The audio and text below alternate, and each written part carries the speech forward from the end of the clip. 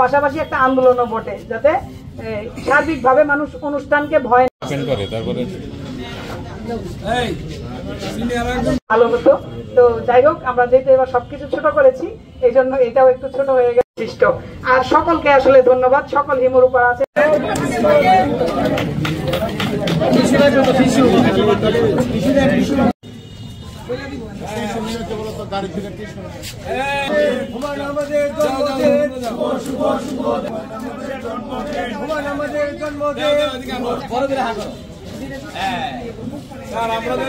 হুমায়ুন আহমেদের অন্যতম চরিত্র হিমু রূপা। এই রূপার মাঝে মানে প্রতিটা মেয়ে আমার মনে হয় রূপার মাঝে সে নিজেকে দেখতে পারে।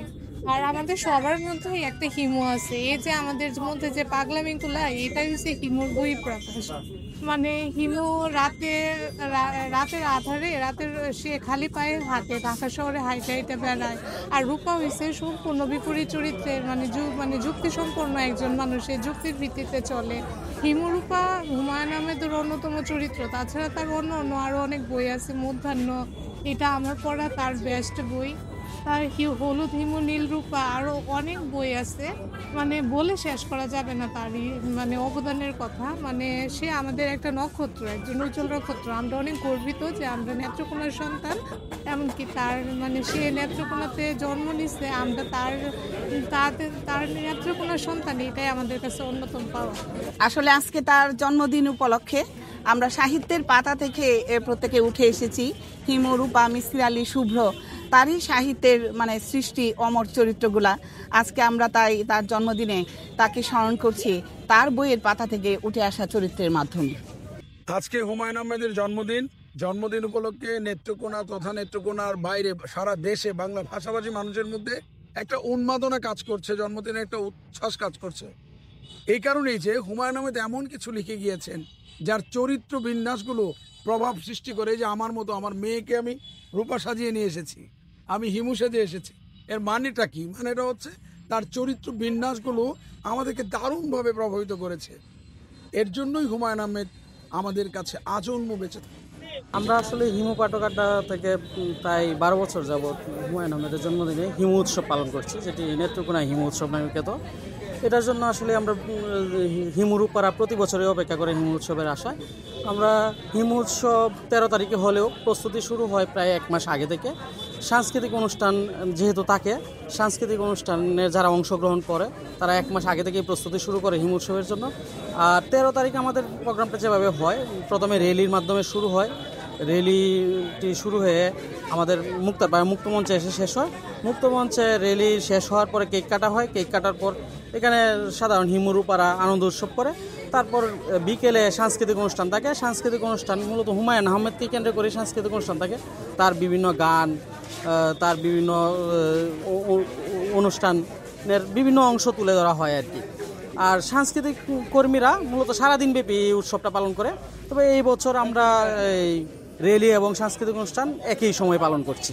আসলে সাহিত্যের নগরী হিসেবে নেত্রকোনা বরাবরই বিখ্যাত, এবং আমি এজ এ পুলিশ সুপার হিসাবে নেত্রকোনায় দায়িত্ব পালন করে যেটা ভালো লাগছে সেটা হচ্ছে এখানে সাহিত্যের অনেক ব্যক্তি, অনেক গুণীজন এই জায়গায় এই নেত্রকোনায় জন্ম, হুমায়ুন আহমেদ স্যারের আজকে ৭৭তম জন্মবার্ষিকী। এই ৭৭তম জন্মবার্ষিকীতে একটু আগে আলাপ করতেছিলাম, যদি 10টা বছর বাঁচতেন সুস্থ শরীরে, তো বাংলার ইতিহাসে অন্যরকম একটা ইতিহাস রচনা হইতে পারত। তো তার এই যে আইডিওলজি, তার যে হিমু কিংবা তার যে লেখনীর মাধ্যমে যে সমাজকে যে সচেতন করা, এটার মাধ্যমে আসলে এই যুব সমাজ থেকে শুরু করে ইয়াং জেনারেশন, আমরাও একসময় ওনার বই মানে নিয়মিত পড়তাম।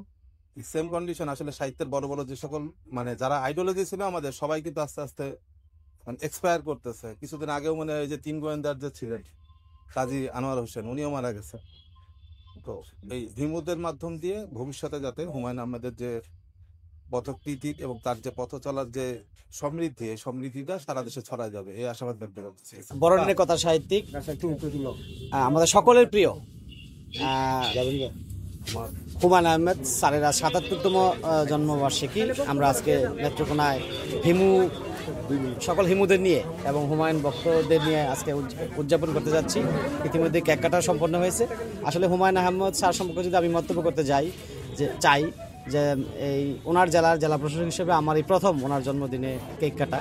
আমি অত্যন্ত আজকে আনন্দিত এবং গর্বিত যে হুমায়ুন আহমেদ স্যারের জন্মদিনটা আজকে আমার উপস্থিতিতে এখানে উদযাপিত হচ্ছে। আর উনি আসলে কতটা জনপ্রিয় আমাদের সকলের মাঝে, বিশেষ করে ইয়াং জেনারেশনের মধ্যে, এটা মানে তুলনাই করা যায় না। আমার মনে হয় যে আমাদের যে শরৎচন্দ্রের চেয়েও নতুন প্রজন্মের মাঝে উনি বেশি জনপ্রিয়। তো আজকে যেহেতু ওনার জন্মবার্ষিকী, উনি আমাদের মাঝে এখন নেই, উনি পরলোক গমন করেছেন। তো আমরা স্যারের আত্মার মাগফিরাত কামনা করি এবং আমরা আশা করি যে হিমুদের মাধ্যমে হুমায়ুন আহমেদ স্যারের যে জনপ্রিয়তা, এটা আরও পরবর্তী যে প্রজন্ম আসতেছে তাদের মধ্যে ছড়িয়ে থাকবে এবং উনি আজীবন আমাদের মাঝে অমর হয়ে থাকবে।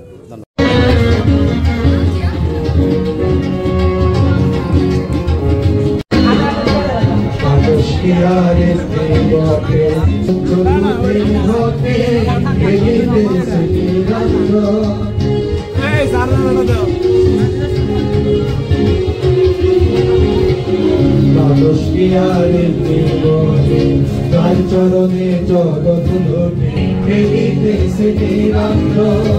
চোদ্দ তালার উপরে তার ভিতর ফুলের বাগান, চোদ্দ তালার উপরে তার ভিতরে ফুলের বাগান। লাইলি আর মজনু দেওয়া সুখে করেছে আসন, লাইলি আর মজনু দেওয়া সুখে করেছে আসন। মানুষ ধর মানুষ ধর মানুষ ভজ সন্ধ্যে পাগল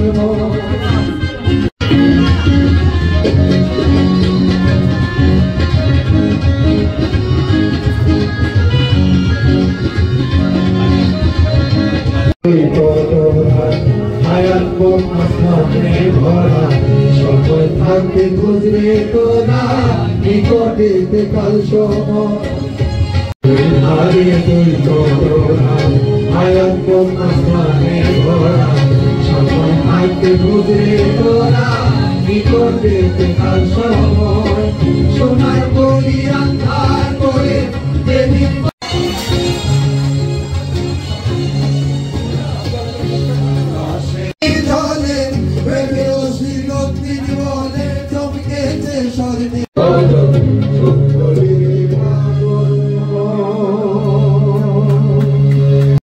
আমরা যেহেতু ছোট করে ফেলছি, আরো ছোট করে ফেলছি, যে এই তার নৃত্যটা দ্রুত আমরা হ্যাঁ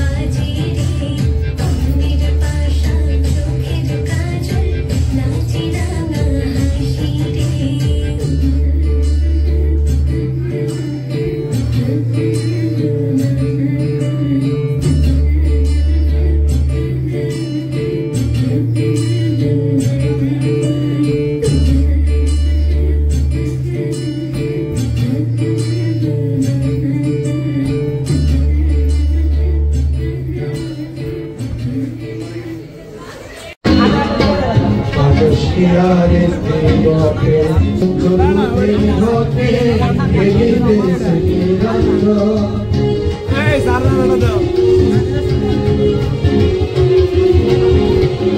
মানুষ কি আর জীবনে তার চরণে জগৎ লোটে খেলিতেছে নিরঞ্জন 14 তালার উপরে দালান তার ভিতর ফুলের বাগান 14 তালার উপরে দালান তার ভিতরে ফুলের বাগান লাইলি আর মজনু দেওয়া সুখে করেছে আসন লাইলি আর মজনু দেওয়া সুখে করেছে আসন মানুষ ধর মানুষ ভজন সুন্দরে পাগল মোহন ধর মানুষ ভজন সুন্দরে পাগল মোহন